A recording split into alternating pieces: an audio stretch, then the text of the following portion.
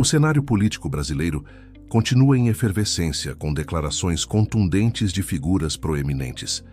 Recentemente, um conhecido político cearense trouxe à tona discussões sobre o futuro do ex-presidente Jair Bolsonaro, a atuação do Supremo Tribunal Federal e os rumos da política em seu estado natal. Suas palavras ecoam em um ambiente já carregado de expectativas e tensões, provocando análises e debates sobre a justiça, a liderança e a autonomia política.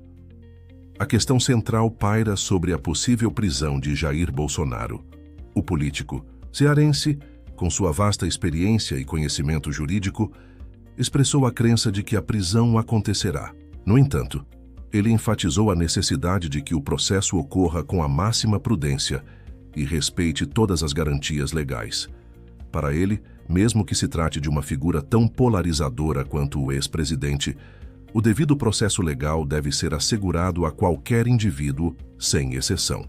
Isso inclui o direito à ampla e irrestrita defesa, a presunção de inocência e a garantia de todos os recursos disponíveis antes de uma condenação definitiva. Essa ponderação sobre o devido processo legal não é trivial. Ela reflete uma preocupação maior com a legitimidade das decisões judiciais perante a opinião pública. O político argumenta que, se o Supremo Tribunal Federal continuar a tomar decisões monocráticas e precárias, movido pelo que ele descreve como estrelismo, isso apenas servirá para fragilizar a credibilidade da instituição. Tais ações, segundo ele, alimentam narrativas de ilegitimidade, que já são exploradas por figuras como Bolsonaro, criando um terreno fértil para a desconfiança popular. A imagem da justiça, neste contexto, seria comprometida, minando a confiança nas instituições democráticas. A crítica se aprofunda quando o político direciona seu olhar para a condução dos processos judiciais relacionados ao ex-presidente. Ele observa que, embora a imprensa mencione o STF como um todo, na prática, muitas das decisões estão concentradas nas mãos de um único ministro, Alexandre de Moraes. Reconhecendo a qualificação e o estudo do ministro, o político alerta para os riscos de uma atuação tão centralizada. Essa concentração de poder decisório, ele sugere, pode se tornar um argumento para a suspeição da conduta, algo que o próprio Bolsonaro já estaria utilizando para mobilizar seus apoiadores. A percepção de imparcialidade e coletividade nas decisões é fundamental para a aceitação social. Além das questões nacionais, o político também abordou a situação de seu próprio estado, o Ceará. Ele manifestou descontentamento com o que descreve como a vassalagem de algumas lideranças locais ao lulismo. Este fenômeno, segundo ele, espelha o que ocorreu em nível nacional, onde a lealdade a uma figura central pareceu suplantar outras considerações. O político recorda seus esforços para formar novas lideranças, mencionando nominalmente Cid Gomes e Camilo Santana, a quem ele dedicou empenho para abrir caminhos na política cearense. Sua intenção era permitir que essas novas figuras crescessem e estabelecessem suas próprias trajetórias. No entanto, a realidade se mostrou diferente de suas expectativas. O político lamenta a falta de reconhecimento e gratidão por parte daqueles a quem ele deu vida política. Segundo ele, não houve sequer um telefonema de agradecimento ou consideração, um sinal de ruptura que ele descreve como doloroso. Essa falta de comunicação e o distanciamento das novas lideranças evidenciam uma cisão profunda no grupo político que outrora compartilhou ideais e projetos. A ausência de diálogo, na sua visão, é um reflexo de uma cultura política que prioriza a fidelidade a uma figura maior, em detrimento dos laços construídos localmente. A reflexão sobre a formação de novas lideranças o leva a traçar um paralelo com a política nacional. Ele critica a forma como, em sua opinião, o ex-presidente Lula nunca permitiu o surgimento de novas lideranças fortes ao seu redor.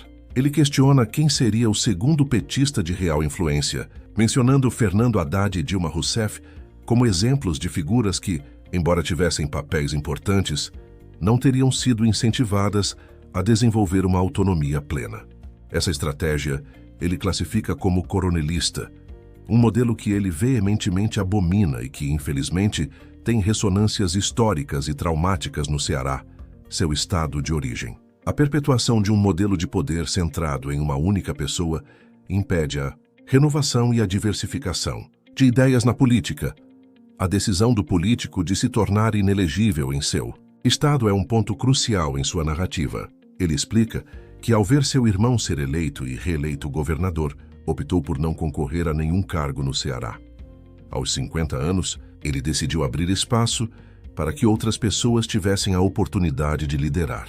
Embora muitos considerem a decisão de se tornar inelegível como insensata para alguém em plena capacidade, ele a vê como um ato de coerência com seu discurso e um gesto de generosidade para com o futuro político do Estado. Para ele, essa atitude é essencial para dar vez a novas gerações e evitar a fossilização do poder. Outro tópico que gerou burburinho foi o encontro de um antigo aliado do político, o professor Mangabeira, com Jair Bolsonaro. O político cearense descreveu o episódio como um disparate, afirmando ter tomado conhecimento do fato pela imprensa. Ele expressou seu espanto com a situação e, sem ter conversado com Mangabeira antes ou depois do ocorrido, avaliou que a atitude foi impulsiva e sem consulta prévia a seus pares. Apesar de considerar Mangabeira um gênio intelectual, ele o classifica como um político desastrado, cujas ações nem sempre refletem uma estratégia bem planejada ou uma comunicação efetiva com seus aliados. A autonomia de Mangabeira, embora respeitada, por vezes o leva a atos inesperados. A complexidade da relação com Mangabeira revela um aspecto interessante da personalidade do político cearense. Ele reafirma sua amizade e admiração por Mangabeira, mesmo diante de atitudes que considera equivocadas. A descrição de Mangabeira como um gênio sem par em diversas áreas do conhecimento, mas um político desastrado, é uma forma de expressar a incompletude humana, onde grandes intelectos podem tropeçar na arena prática da política. Essa observação serve para ressaltar que a capacidade intelectual nem sempre se traduz em habilidade política e que a lealdade pessoal pode coexistir com a crítica construtiva às ações de um amigo. A análise do político se estende para as táticas de Jair Bolsonaro. Ao descrever o encontro de Mangabeira com Bolsonaro, ele não hesita em taxar o ex-presidente de canalha por ter explorado o encontro na imprensa. Para ele, a intenção de Mangabeira era simplesmente conhecer o ex-presidente, ouvir suas ideias e talvez expressar as suas próprias, sem qualquer maldade ou intenção de endosso político. No entanto, a forma como Bolsonaro utilizou o episódio para fins midiáticos foi vista como um comportamento desleal e estratégico, típico de uma figura que busca capitalizar qualquer oportunidade para fortalecer sua imagem e narrativa. A falta de escrúpulos na manipulação de eventos para ganho político é um traço marcante. Em suma, as declarações do político cearense oferecem um panorama multifacetado da política brasileira. Elas tocam em pontos sensíveis como a atuação do judiciário, a formação de lideranças, a lealdade partidária e a ética na arena pública. A preocupação com o devido processo legal, a crítica à centralização de poder, o lamento pela ruptura com antigos aliados e a análise do comportamento de adversários políticos se entrelaçam em uma narrativa que busca desvendar os desafios e as contradições do cenário atual. A busca por uma justiça legítima e uma política renovada e autônoma permanece como um objetivo central em suas reflexões. A continuidade dos desdobramentos em torno de Jair Bolsonaro e as investigações em curso prometem manter o tema em evidência. A forma como o Supremo Tribunal Federal conduzirá os próximos passos, especialmente diante das críticas sobre a concentração de poder e a necessidade de preservar a legitimidade institucional, será crucial. Paralelamente, os rumos da política cearense e as articulações entre as diferentes facções também serão acompanhados de perto. A espera por uma condenação coletiva e definitiva para os crimes atribuídos ao ex-presidente, conforme defendido pelo político, ressoa como um anseio por justiça e reparação. As reflexões do político cearense convidam a uma análise mais profunda sobre o estado da democracia e das instituições no Brasil. A tensão entre a celeridade da justiça e a garantia dos direitos individuais, a dinâmica de poder entre as diferentes esferas e a busca por novas lideranças autênticas são desafios que persistem. A maneira como a sociedade e as instituições responderão a essas questões moldará o futuro político do país. A manutenção da legitimidade das decisões e a garantia de um processo justo são pilares para a construção de uma democracia robusta e equitativa. A observação de que a política é um campo de constante disputa e redefinição de alianças e adversidades continua a ser uma verdade incontestável, onde o diálogo e a ética são essenciais, ainda que nem sempre presentes.